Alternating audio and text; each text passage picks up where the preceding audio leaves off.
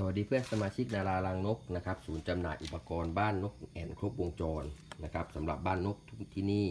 มีบริการให้ครบทุกอย่างนะครับตอนนี้เรามีสาขาที่หาดใหญ่ด้วยนะครับท่านใดสะดวกก็เชิญได้นะครับเดินทางง่ายๆนะครับไม่ว่าจากทางกทมนะครับจากพัทลุงตรังนะครับใกล้ๆหาดใหญ่เลยนะครับ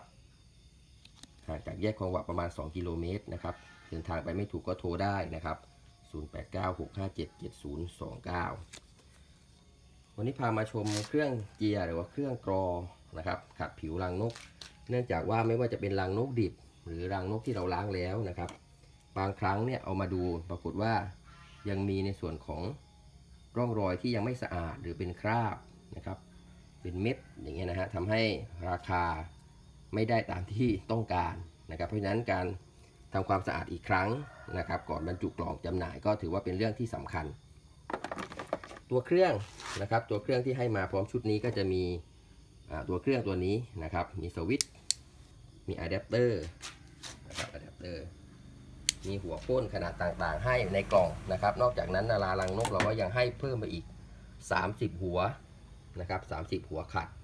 ท่านก็ไปเลือกใช้ได้วิธีการใช้งานก็ไม่ยากนะครับตรงนี้ท่านเปลี่ยนหัวเปลี่ยนหัวตรงนี้นะครับนี่นะฮะกดตรงนี้ค้างไว้นะครับแล้วก็หมุนนะครับตอนนี้เนื่องจากว่าผมถือมือถือเครื่องมือหนึ่งด้วยนะครับก็เลยไม่ได้ทำให้ดูนะครับกดตรงนี้ไว้นะครับกดค้างตรงนี้ก็จะล็อกนะครับกดค้างแล้วท่านก็หมุนตรงนี้นะฮะแล้วก็คลายเกี่ยวเพื่อดึงหัวตัวนี้ออกแล้วก็เปลี่ยนเป็นตัวใหม่นะครับง่ายๆนะครับใช้งานก็ง่ายๆโอเคนะผมยังไม่ได้ปิดสวิตช์นะฮะเราเสียบปลั๊กแล้วนะฮะแล้วก็กดจับไว้นะครับทีนี้เราต้องการทำความสะอาดจุดไหนนะครับเราก็เอารังนกมาได้เลยนะครับจะเก๊ๆกลางๆนิดนึงนะครับโอเคเห็นไหมครับนี่นะฮะโอเคเนื่องจากปลั๊กมันสั้นนะครับก็ทำความสะอาดได้เลยนะครับอันนี้ผมไม่ได้ถือนะฮะแล้วก็กดปุ๊บนะครับแล้วก็ขัดขัดเบาๆนะครับขัดในส่วนที่เราไม่ต้องการออกนะครับหัวขัดเนี่ยท่านจะเลือกแบบไหนก็ได้นะครับมีให้เลือก30กว่าหัวนะครับทั้งในกล่องแล้วก็ที่แถมไปให้นะครับขัดบางๆนะครับแต่ไม่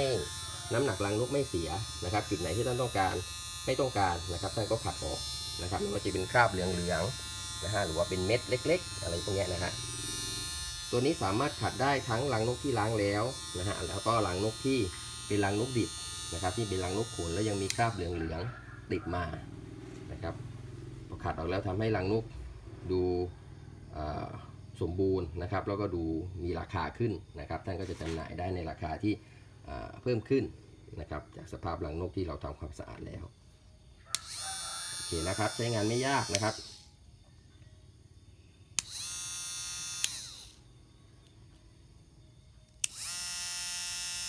รอบหมุนเร็วมากนะครับขัดบางๆเองนะครับเพราะฉะนั้นท่านไม่ต้องกังวลว่าพอขัดออกไปแล้วน้ำหนักรังนกจะหายนะฮะโอเคนะครับสนใจสอบถามก็โทรมาได้นะครับหรือว่าจะแวะมาเยี่ยมชมที่หาดใหญ่ก็ได้นะครับนารารังนกครับศูนย์จำหน่ายอุปกรณ์บ้านนกแอ่นครบวงจรนะฮะตามนี้นะครับ0896577029ขอบคุณครับ